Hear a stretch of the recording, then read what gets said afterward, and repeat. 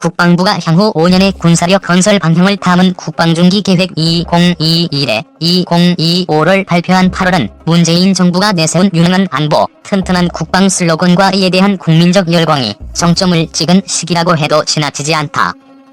국군 창설 이래 꿈꿔온 전략무기 도입이 확정돼 발표됐기 때문이다.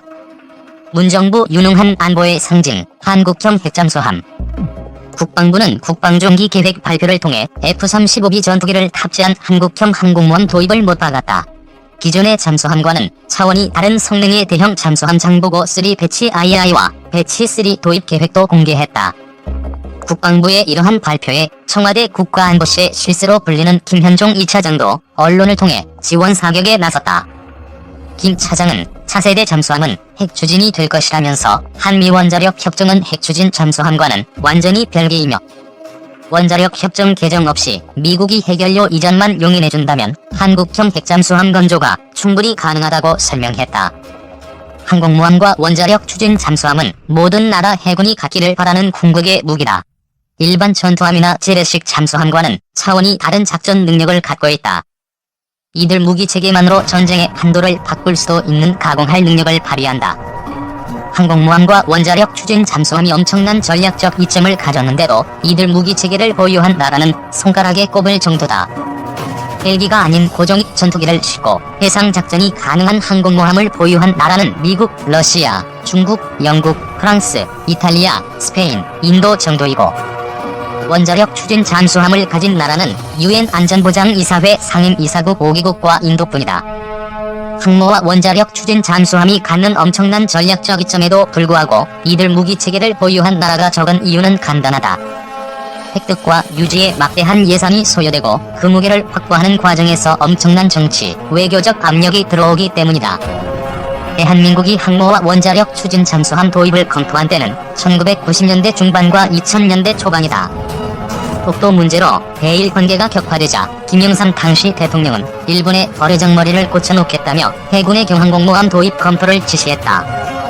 노무현 정부 역시 일본과 독도를 둘러싼 갈등이 심화하고 일본에서 핵무장 이야기가 나오자 해군의 원자력 추진 잠수함 도입 추진을 지시했다.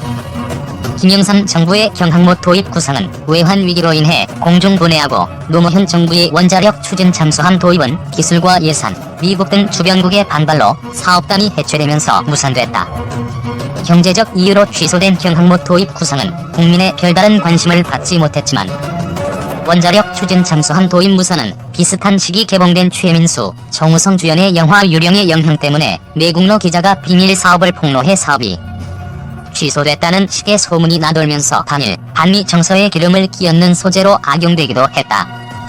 그로부터 20여 년이 지난 후 문재인 정부는 김영삼, 노무현 정부가 해내지 못한 항공모함과 원자력 추진 잠수함을 모두 도입하겠다고 선언하며 국민적 도움을 얻어냈다.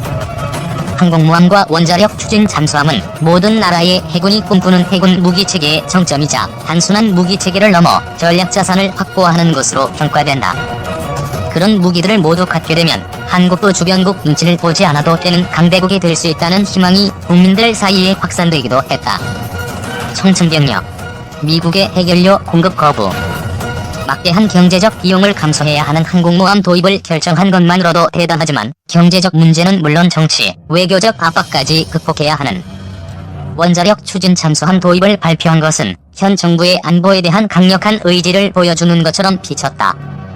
여당과 친문 진영은 이른바 외교왕 문재인 대통령의 정치, 외교 수완이 얼마나 뛰어난지를 보여주는 업적이라며 전방위 선전전에 나서기도 했다.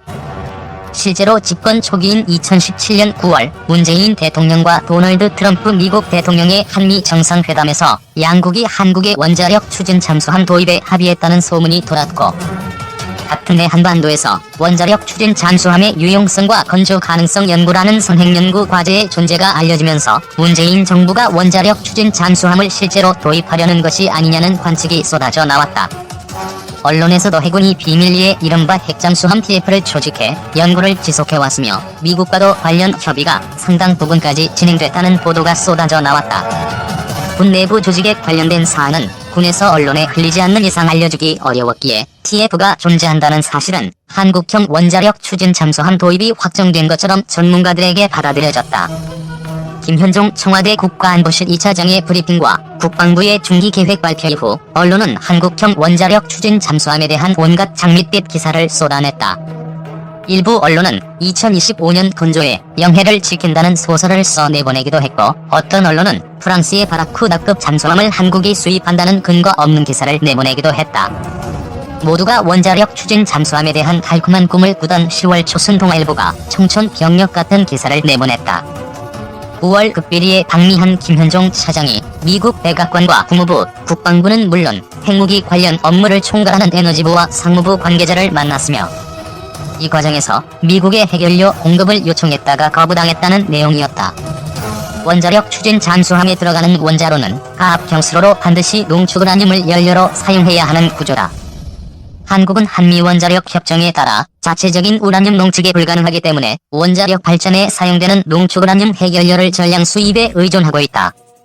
미국이 한미원자력협정을 통해 한국의 우라늄 농축을 막는 이유는 간단하다. 농축우라늄으로 핵무기를 제조할 수 있기 때문이다. 천연 상태의 우라늄은 핵분열이 어려운 우라늄 238이 대부분이고, 핵분열 물질인 우라늄 235 비율이 0.7% 정도에 불과하다. 따라서 핵분열 효율을 높이려면 이 비율을 일정 수준까지 높여야 하는데, 이것을 우라늄 농축이라고 한다. 일반적인 상업용 원자로에 들어가는 농축우라늄은 우라늄 235 비율이 5에서 20% 수준까지 올라가는데, 원자로는 이러한 저농축우라늄으로 핵분열, 연쇄 반응을 유도하고 감속제 등을 이용해 핵분열 속도를 제어함으로써 안전성을 유지하면서 에너지를 얻는다. 우라늄을 더욱 농축해 우라늄 235 비율을 90% 이상까지 높인 고농축우라늄은 핵분열 연쇄 반응을 감속하지 않고 다양한 장치를 이용해 가속시켜 폭발적 에너지를 만들어내는데, 이것이 우리가 일반적으로 아는 원자폭탄이다. 이러한 위험성 때문에 한국은 미국과의 원자력 협정은 물론 국제 원자력 기구 등 여러 경로를 통해 우라늄 취급 전 과정의 통제를 받고 있다. 앞선 정부에서 이 협정 일부를 개정해 20% 미만 저농축우라늄 농축에 대한 길을 여는 데 성공했지만, 여기에는 미국의 승인이라는 단서가 붙어있다. 즉, 한국의 우라늄 농축은 미국과 국제사회의 협정과 협약에 의해 원칙적으로 금지돼 있다. 한국이 원자력 추진 잠수함을 건조하기 위해서는 핵연료가 반드시 필요하다. 일각에서는 국내 상업용 원전에 들어가는 저농축우라늄을 가져다 쓰면 되지 않겠느냐는 지적도 하지만, 이는 관계 법령과 원자로에 대한 무지에서 나온 주장이다. 한국이 수입하는 모든 저농축우라늄은 IAEA에 의해 수입량과 폐기량이 철저하게 추적, 감시된다. 수입할 때도 어떤 원전 몇 호기에 어떻게 사용할 것인지 보고해야 하며, 핵연료 장전 후 원자로를 어떻게 가동했는지에 대한 운전 일지는 물론 사용 후 핵연료의 양과 폐기 후 관리까지 모두 사찰 대상이다. IAEA가 이렇게까지 철저하게 옥죄는 것은 핵연료 유통 과정에서 미량이라도 유출이 발생할 경우 이를 모아 핵무기를 제조하는 데 사용할 수 있기 때문이다. 북한이 보여준 것처럼 우라늄 농축은 원심 분리기를 돌릴 수 있는 충분한 공간과 전기, 그리고 우라늄만 있으면 가능하기 때문에 다수의 원전을 가동하는 한국이 핵연료를 빼돌린다면 핵무기를 제조하는 것은 일도 아니다. 따라서 미국과 IAEA는 한국의 핵연료 유통과 사용 전 과정을 철저하게 감시하고 있고, 이 과정에서 단 1g의 저농축우라늄 유출도 허용되지 않는다.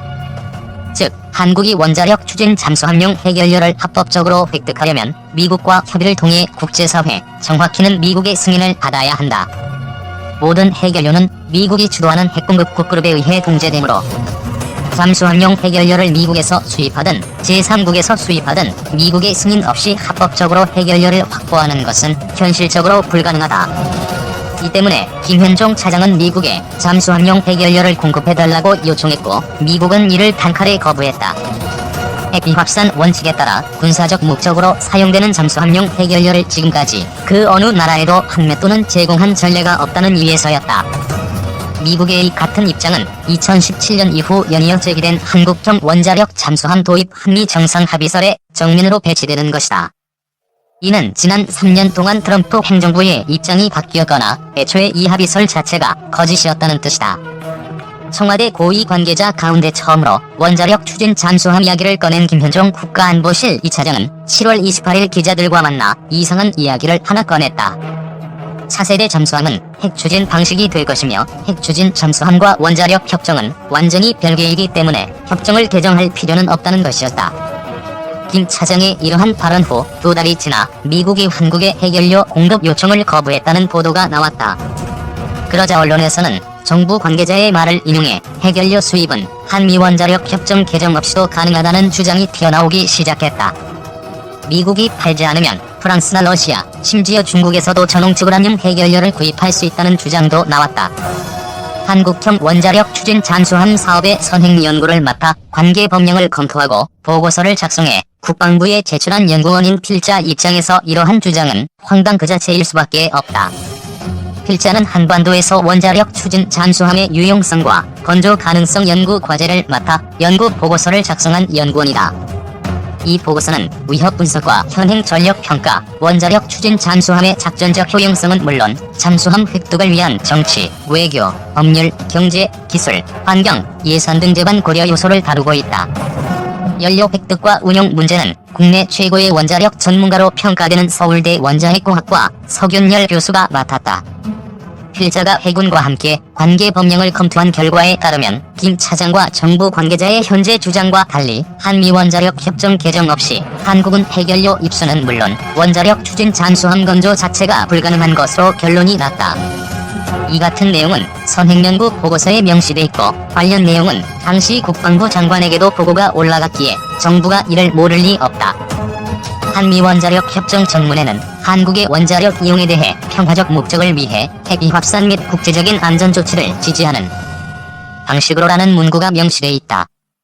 원자력 추진 잠수함은 군에서 운용하는 군사용 선박이기 때문에 이 전문을 개정하지 않고는 한국은 그것이 미국에서 수입한 것이든 제3국에서 구입한 것이든 핵물질을 군함의 동력원으로 사용할 수 없다. 문정부 당국자들의 위험한 거짓말.